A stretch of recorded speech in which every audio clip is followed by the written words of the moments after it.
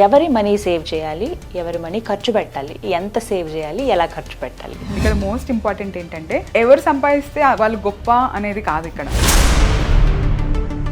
మన ఇంట్లో ఖర్చులు కనుక ఒక 40,000 అయ్యాయి అనుకోండి, 40,000 is my expense in my house. చాలా మంది ఏం చేస్తారు, నేను 20,000 ఇస్తున్నా, నువ్వు 20,000 ఇవ్వు అంటారు. కాదు, పర్సెంటేజ్ ఆఫ్ ఎర్నింగ్.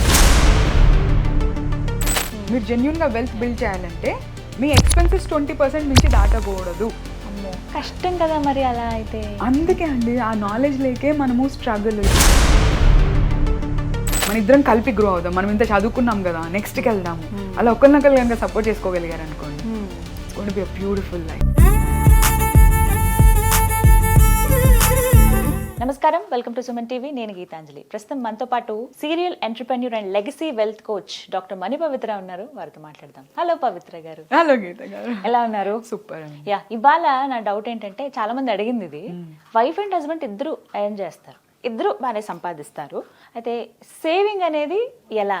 నా డబ్బులన్నీ ఖర్చు పెట్టేస్తాను, హస్బెండ్ అంటాడు నావన్నీ సేవ్ చేద్దాం, నీకు వచ్చిన డబ్బులన్నీ ఖర్చు పెట్టేద్దాం. ఇది కరెక్ట్? లేదు లేదు, నాకు వచ్చినవే సేవ్ చేద్దాం, నీవి ఖర్చు పెడదాం. ఇట్లా ఎప్పుడు ఉండే వాదనే ఇది. అది పెద్ద పెద్ద యుద్ధాలకు కూడా దారితీస్తుంది. వీటిని ఎలా అధిగమించాలి? ఎవరి మనీ సేవ్ చేయాలి, ఎవరి మనీ ఖర్చు పెట్టాలి, ఎంత సేవ్ చేయాలి, ఎలా ఖర్చు పెట్టాలి? ప్లీజ్.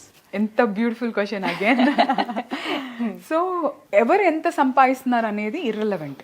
కొన్ని కేసెస్ లో అమ్మాయికే సంపాదించే కెపాసిటీ ఎక్కువ ఉంటుంది హస్బెండ్ తో పోలిస్తే. ఓకే, కొన్ని కేసెస్ లో మెజారిటీ ఆఫ్ ద కేసెస్ లో హస్బెండ్స్ ఎక్కువ సంపాదిస్తారు కంపేర్ టు ఉమెన్. ఈ మధ్య చాలా వరకు ఇద్దరు ఒకేలాగా సంపాదించే కేసెస్ కూడా ఉన్నాయి. కరెక్ట్. బట్ ఎవరు సంపాదిస్తే వాళ్ళు గొప్ప అనేది కాదు. ఇక్కడ మోస్ట్ ఇంపార్టెంట్ ఏంటంటే మనం సంపాదించే దాంట్లో ఎంత మనీని మనము ఖర్చు పెడుతున్నాము అనేది మనం ఎవాల్యుయేట్ చేసుకోవాలి. ఫర్ ఎగ్జాంపుల్, మన ఇంట్లో ఖర్చులు కనుక ఒక 40,000 అయ్యాయి అనుకోండి, 40,000 is my expense in my house. అన్ని పిల్లల నుంచి అన్ని చిన్న చిన్న రెంట్లు అన్నిటికీ కలిపి 40,000 అయింది అనుకోండి. ఒకవేళ హస్బెండ్ కనుక ఒక 80,000 ఎర్న్ చేస్తున్నాడు, వైఫ్ ఇస్ ఒక 30,000 ఎర్న్ చేస్తాను అనుకోండి. ఫర్ ఎగ్జాంపుల్, 30,000 ఎర్న్ చేసే ఆమె శాలరీలో మినిమం 20% ఖర్చులకి తీసి పెట్టాలి. అంటే 30,000 ఎర్న్ చేసే ఆమె 20% తీసి పెట్టాలి. 80,000 ఎర్న్ చేసే ఆయన కూడా 20% తీసి పెట్టాలి. ఇద్దరు సమానమే. ఓకే. చాలా మంది ఏం చేస్తారు, నేను 20,000 ఇస్తున్నా, నువ్వు 20,000 ఇవ్వు అంటారు. కాదు, పర్సెంటేజ్ ఆఫ్ ఎర్నింగ్. ఓకే. ఒక కామన్ జాయింట్ అకౌంట్ ఉండాలి. ఆ జాయింట్ అకౌంట్ ఏంటి? ఓన్లీ ఖర్చుల కోసమే జాయింట్ అకౌంట్. ఎవ్రీ మంత్ నాకు శాలరీ రాగానే ఆ జాయింట్ అకౌంట్ లోకి నేను ఎర్న్ చేసే దాంట్లో ఒక 20% మనీ వేసేస్తాను. మా హస్బెండ్ ఎర్న్ చేసే దాంట్లో తన ఎర్నింగ్ లో 20% వేస్తాడు. నువ్వు 20,000 నేను 20,000 వేయడం కాదు లెక్క. ఇప్పుడు 30,000 ఎర్న్ చేసేవాడు ఒక 6,000 వేయాలి. 6,000 వేయాలి. 80,000 ఎర్న్ చేసే ఆయన ఎంత వేయాలి? ఆయన కూడా 20% అన్నారు. 20% వేయాలి. 16,000 అవుతుంది. ఇద్దరు కలిపి వేస్తే ఎంత అవుతుంది? 16,000 ప్లస్ 6,000 ఎంత అవుతుంది? 22. అంటే ఇద్దరు సాలరీస్ కూడా వాళ్ళ ఇంట్లో ఖర్చులకి సరిపోవు లెక్క ప్రకారం. ఎందుకు అంటే మనకి జనరల్ గా ఒక 50% ఖర్చులకి పెట్టాలి అని చెప్తారు. చాలా వరకు 50% పెట్టాలంటారు. కానీ ఇప్పుడు మనం 100% ఖర్చు పెట్టేస్తాం మన సాలరీస్ ని. వెల్త్ బిల్డింగ్ కి మీరు జెన్యున్ గా వెల్త్ బిల్డ్ చేయాలంటే మీ ఎక్స్పెన్సెస్ 20% నుంచి దాటకూడదు. అమ్మో, కష్టం కదా మరి అలా అయితే. అందుకే అండి ఆ నాలెడ్జ్ లేకే మనము స్ట్రగుల్. ఎప్పుడు చూసినా ఇబ్బంది, ఎప్పుడు చూసినా టెన్షన్, ఎప్పుడు చూసినా ఇక్కడ ఇంటద్దా తప్పదు. అంత 15,000కి తక్కువగా ఏముండవు. సో అక్కడే ఖర్చు పెట్టేయాలి. ఈ సరుకులు ఇవన్నీ ఇంటికి అవసరమైనవన్నీ కావచ్చు, ఏమైనా చిన్న చిన్న ఈఎంఐలు అలాంటివి ఉంటే ఈజీగా 30,000-40,000 దాటిపోతుంది. ఆ మాత్రం ఇంత సంపాదిస్తున్న లగ్జరీగా ఉండొద్దా అనే ఒక క్వశ్చన్ కూడా ఉంటుంది. మరి ఇలా ఇవన్నీ ఉండగా ఎలా సేవ్ చేయాలనేది ఒక సలహా. అక్కడే మనం ఆలోచించాల్సింది ఏంటంటే, మన income is not helping us grow our wealth. అందుకే మనం లైఫ్ లాంగ్ ఒక జాబ్ లేకపోతే లైఫ్ పోతుంది అనే స్టేజ్ లో ఉంటాం. ఎన్ని గంటలన్నా వాళ్ళు మనం ఒక 8 కాదు 10 గంటలు 12 గంటలు 15 గంటలు కూడా దారపోస్తాం. ఎందుకు ఈ జాబ్ పోతే నాకు గతేంటో అని కంగారు అనమాట. దానికి తోడు ఈఎంఐలు కూడా తీసేసుకుంటాం మనం. అసలు మనము మనం సంపాదించే దాంట్లో 20% మించి ఈఎంఐస్ వెళ్ళకూడదు. కానీ నాకు ₹1,00,000 ఉందిగా 50,000 నేను కట్టుకోవచ్చు అని కంఫర్టబుల్ గా ఈఎంఐలు కూడా తీసేసుకుని పెద్ద పెద్ద తీసి పెట్టుకుంటాం. అక్కడే ఫైనాన్షియల్ స్ట్రెస్ అనేది మొదలవుతుంది. ఓకే, ఐడియల్ గా హెల్దీ ఉండాలి అనుకోండి, మనం సంపాదించిన దాంట్లో 50 అని చెప్తారు. నేనేం చెప్తాను అంటే సంపాదించిన దాంట్లో 20% మీకు ఖర్చులకి వెళ్ళాలి. మీ ఖర్చులు ఒక 20, మీ ఖర్చు 10,000 అంటే మీ జీతం 5 times ఉండాలంటే కనీసం 50,000 ఉండాలి. లేకపోతే మీ ఖర్చులన్నా తగ్గించుకోవాలి, లేకపోతే మీ ఇన్కమ్ వచ్చేదన్నా పెంచుకోవాలి. ఇప్పుడు సేవింగ్ 80% చేయమంటున్నారా మీరు? మొత్తం సేవింగ్ కింద అవ్వదు. సేవింగ్ లో కూడా మల్టిపుల్ సేవింగ్స్ ఉంటాయి అన్నమాట. మనం ఏమనుకుంటాము మొత్తం కలిపి 80% సేవ్ చేస్తామంటే కుదరదు కదా అండి. అలా కుదరదు. 20% దేనికి కొనాలి? లాంగ్ టర్మ్ అసెట్స్ ఉంటాయి కదా. పెద్ద అసెట్స్ కొనాలంటే ఒక ఈఎంఐ తీసుకోకుండా మనం కొనగలుగుతామా? కొనలేం కదా. 20% శాలరీ ఈఎంఐస్ కి వెళ్తుంది, లేకపోతే మనం అసెట్స్ కొనే పరిస్థితిలోనే ఉండము. ఓకే, సో జనరల్ ఖర్చులు వేరు, అసెట్ బిల్డింగ్ ఖర్చులు వేరు, మళ్ళీ ఏమంటాము స్కిల్ బిల్డింగ్ మీద పెట్టుకోవాలి కదా. మన శాలరీలో మనం అసలు మన గ్రోత్ కి పెడతామా? పిల్లలకి అయితే 3 లక్షలు 2 లక్షలు ₹1,00,000 పెట్టేసి వాళ్ళకి చదివిస్తాము. అవి ఎందుకు పనికిరావు? ఆ డిగ్రీలకి తప్ప ఎందుకు పనికిరాదు? మనం సంపాదించే దాంట్లో మన కోసము, మన చదువు కోసము, కరెంట్ ట్రెండ్స్ కోసము మనం ఏమైనా సేవింగ్ చేస్తామా? సేవింగ్ చేయకపోతే ఎలా గ్రో అవుతాము? అసలు ఆలోచనే రాదు కదా. కంపెనీలో కంపల్సరీ ట్రైనింగ్స్ ఉంటే కూడా వాళ్ళని తిట్టుకుంటే చేసుకుంటారు. కరెక్టే. అంటే అబ్బా ఇదేంటి, దీనికోసం అంటూ కొంత ఖర్చు పెట్టాలంటారు. 10% of the income should go into your education. లేకపోతే మనకి ఇప్పుడు ఏం నడుస్తుందో ఎలా తెలుస్తుందండి? We don't know what is happening కదా. ఫ్యూచర్ క్వశ్చన్ మార్క్ అవ్వకుండా ఉండాలంటే ఇప్పుడు ఖర్చు పెట్టాలి. ఇప్పుడు మన ఎడ్యుకేషన్ మీద కొంత ఖర్చు పెట్టాలి.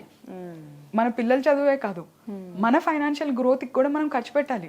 లేకపోతే ఏం చేస్తాము, మనం బ్లైండ్ గా మన డబ్బులు ఇంకొకటికి ఎవరికో ఇచ్చేసి వాడేదో ఎంతో ఇచ్చేస్తాడని ఆశపడతాము. వేరే వాళ్ళ బిజినెస్ లో వెళ్ళి డబ్బులు పెడతానికి వాళ్ళని నమ్మేస్తాము, లేకపోతే అప్పులు ఇచ్చేస్తాము. మన ఆంధ్రాలో ఏంటంటే అప్పులు ఇస్తాము, ₹1 వడ్డీ ₹2 వడ్డీ, నెల నెల వస్తుందిగా. వడ్డీ వ్యాపారాలు చాలా మంది చేస్తారు, బయటకి అఫీషియల్ గా కాకుండా. ఎట్లా వర్కౌట్ అవుతాయి? అవతల మనిషి మంచిగా ఉన్నంత వరకు వర్కౌట్ అవుతుంది. అవతల మనిషి చేతులు ఎత్తేస్తే నువ్వు కనీసం మీ హస్బెండ్ కి కూడా చెప్పకుండా అప్పులు ఇచ్చి మనీ సంపాదించే వాళ్ళు ఉంటారు కదా. ఎంత పెద్ద టెన్షన్, మెంటల్ ఎమోషనల్ స్ట్రెస్ కదా. అలా ఎవడోనో నమ్మి డబ్బులు పెట్టే బదులు నీ మీద నువ్వు ఖర్చు పెట్టుకున్నావు అనుకో, గ్రోత్ కి అవకాశం అనేది ఉంటుంది. అవి ఎక్కడ దొరుకుతాయండి అలా గ్రోత్ కి అవకాశం? అంటే అవి ఎవరు చెప్తారు అలాంటివి గైడెన్స్? సో ఫార్చ్యూన్ అకాడమీలో చెప్తా. Right. So we train people in fortune academy. Wife and husband కూడా ఇద్దరు అటెండ్ అవ్వాల్సి ఉంటుందా మీ క్లాసెస్? సో నేనేం చేస్తానంటే యూజువలీ ఫార్చ్యూన్ అకాడమీలో హస్బెండ్ వస్తే మ్యాండేటరీ వైఫ్ ని తీసుకురామని చెప్తాం అనమాట. ఓకే. సో దట్ ఇద్దరు ఒకే లెవెల్లో ఉంటేనే. కమ్యూనికేషన్ ఈజ్ ఇంపార్టెంట్ అండి. ఫైనాన్షియల్ కమ్యూనికేషన్ అనేది మనం కంప్లీట్ గా మర్చిపోతాము. సో ఫైనాన్షియల్ కమ్యూనికేషన్ అనేది ఇద్దరు కలిపి చేస్తే ఓహో ఇది ఉందా అని డిస్కస్ చేసుకుంటారు. లేకపోతే ఈయన నా మీద రుద్దుతున్నాడు, ఈమె నన్ను కంట్రోల్ చేస్తుంది అని సేమ్ దాన్ని మంచి కోసం ఆలోచించే దాన్ని కూడా మనము చెడుగా ఆలోచిస్తాం అనమాట. అంటే ఈ చిన్న చిన్న ఖర్చులు, ఎంటర్టైన్మెంట్, వీటికి కూడా ఏం పెట్టుకోవద్దు అంటారా? ప్లే మనీ అని ఉంటుంది దానికి. ఎవ్రీ మంత్ ఒక 10% ప్లే మనీ అని పెట్టాలి. ఎంత ఎర్న్ చేసాం అనే సంబంధం లేదు. మనం ఎర్న్ చేసే దాంట్లో 10% ప్లే మనీకి, 20% ఖర్చుకి, 20% net growth, net worth growth కి, ఓకే, 10% మన ఫైనాన్షియల్ ఎడ్యుకేషన్, ఒక 5% అన్న సొసైటీకి రిటర్న్ ఇవ్వాలండి. సొసైటీకి ఏదో ఒక చెయ్యాలి. దాన్ని థైతింగ్ అంటారు అనమాట. 5 to 10% అది మీకు కుదిరినంత వరకు మనకి సొసైటీకి ఎంతో కొంత మనం తిరిగి ఇస్తేనే ఎనర్జెటిక్ గా మనకి మంచిది, అందరికి మంచిది. చాలా మంది సర్వీస్ అని చెప్పేసి వాళ్ళ టైం ని, డబ్బులని లెక్క లేకుండా ఖర్చు పెడతారు. ఎందుకంటే మన సొసైటీ సర్వీసా, ఆహా సర్వీస్ చేస్తున్నారు ఎంత గొప్ప అని ఎలివేట్ చేస్తాం. సో దానికి ఆ ఎలివేషన్ కి పడిపోయి 5% ని దాటేసి 10% ని దాటేసి సంపాదించే దాంట్లో సగం జనాలకి ఖర్చు పెట్టేస్తా ఉంటారు. కొంతమంది టైం ని ఖర్చు పెడతారు, కొంతమంది డబ్బులు ఖర్చు పెడతారు, కొంతమంది టైం ని ఖర్చు పెడతారు. నాకు సర్వీస్ యాక్టివిటీ అంటే ఇష్టం, సర్వీస్ యాక్టివిటీ ఇష్టం. నీకు ఉన్న టైంలో 10% సర్వీస్ కి ఇవ్వు. నీకు ఉన్న సంపాదించే దాంట్లో నీకు అంత ఇష్టం అంటే 10% సర్వీస్ కి ఇవ్వు. అంతకు మించి ఇస్తే ఇంబ్యాలెన్స్ అనేది వస్తుంది. మనం సరిగ్గా లేనిది మనం సొసైటీకి ఎట్లా హెల్ప్ చేయగలుగుతాం? బట్ మనం ఏం చేస్తామంటే వాళ్ళని వాళ్ళని ఒక ఎలివేట్ చేస్తాం అనమాట. అన్ని సాక్రిఫైస్ చేశారు, ఎంత గొప్ప వాళ్ళు, అది అదే దానికి పడిపోయి మనం ఇలా కంటిన్యూ చేస్తూ ఉంటారు. సో ఈ బ్యాలెన్స్ తప్పకుండా వైఫ్ అండ్ హస్బెండ్ మంచిగా ప్లాన్ చేసుకుని మనం ఇట్లా ఉన్నాము, ఓకే మనం నెక్స్ట్ ఏ స్కిల్ నేర్చుకోవాలి, నీ టాలెంట్ ఇది కదా నేను నీకు సపోర్ట్ చేస్తాను, నీ టాలెంట్ ఇది కదా నేను నీకు సపోర్ట్ చేస్తాను, నువ్వు ఇంట్లో పనులు కాదు, మనం కలిపి మెయిడ్ని పెట్టుకుందాం, మన ఇద్దరం కలిపి గ్రో అవుదాం, మనం ఇంత చదువుకున్నాం కదా నెక్స్ట్కి వెళ్దాము, అలా ఒకరినొకరు కనుక సపోర్ట్ చేసుకోగలిగారు అనుకోండి, it's going to be a beautiful life. Right, నిజమే, మీరు చెప్తుంటే అర్థమవుతుంది, చాలా మందికి ఒక ఐడియా కూడా వచ్చి ఉంటుంది. థ్యాంక్ యూ సో మచ్ అండి. సో విన్నారు కదా, ఫార్చ్యూన్ జూనీ ఈ క్లాసెస్లో మీరు కూడా జాయిన్ అవ్వచ్చు. వైఫ్ అండ్ హస్బెండ్ ఇద్దరూ చక్కగా జాయిన్ అయితే ఫైనాన్షియల్ ప్లానింగ్ పర్ఫెక్ట్గా ఉంటుంది, మీ ఫ్యూచర్ ఏంటనేది చక్కగా మీ చేతుల్లోనే ఉంటుంది. హ్యాపీగా ఎలాంటి ఇబ్బంది లేకుండా, ఫస్ట్ ఆర్థిక ఇబ్బందులు అనేది లేకుండా మీరు అందులోంచి బయటపడతారు. సో మీరు క్లాసెస్కి అటెండ్ అయితే ఫుల్ డీటెయిల్స్ తెలుస్తాయి. డీటెయిల్స్ కోసం నేను నెంబర్ ఒకటి ప్రొవైడ్ చేస్తాను, ఒకసారి కాల్ చేసి వివరాలు కనుక్కోండి, వారితో మాట్లాడండి. ఇది వాళ్ళ వీడియో. నమస్కారం.